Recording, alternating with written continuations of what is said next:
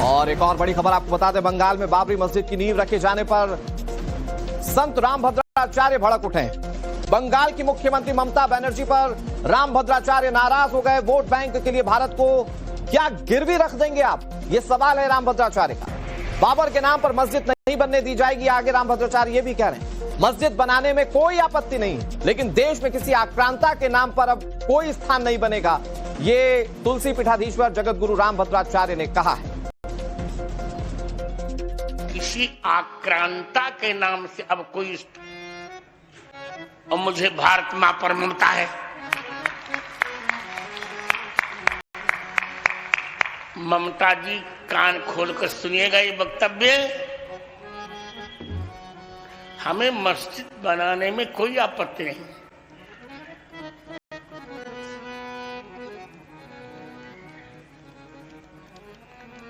इस देश में प्रत्येक व्यक्ति को अपने धर्म पालन की स्वतंत्रता है संविधान में, पर किसी आक्रांता के नाम से अब कोई स्थान नहीं बनेगा।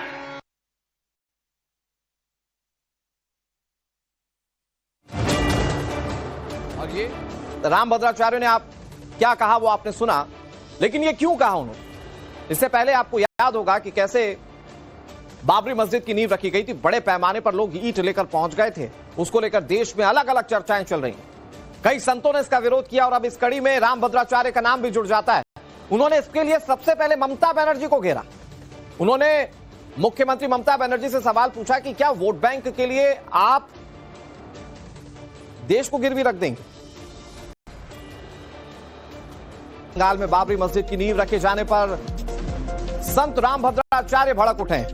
बंगाल की मुख्यमंत्री ममता बनर्जी पर रामभद्राचार्य नाराज हो गए। वोट बैंक के लिए भारत को क्या गिरवी रख देंगे आप, ये सवाल है रामभद्राचार्य का। बाबर के नाम पर मस्जिद नहीं बनने दी जाएगी, आगे रामभद्राचार्य ये भी कह रहे हैं। मस्जिद बनाने में कोई आपत्ति नहीं, लेकिन देश में किसी आक्रांता के नाम पर अब कोई स्थान नहीं बनेगा, ये तुलसी पीठाधीश्वर जगतगुरु रामभद्राचार्य ने कहा है। किसी आक्रांता के नाम से अब कोई, और मुझे भारत मां पर ममता है। ममता जी, कान खोलकर सुनिएगा ये वक्तव्य। हमें मस्जिद बनाने में कोई आपत्ति नहीं,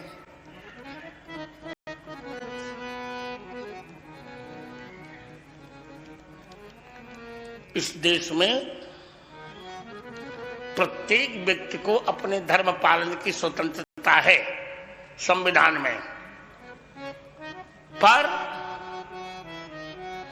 किसी आक्रांता के नाम से अब कोई स्थान नहीं बनेगा।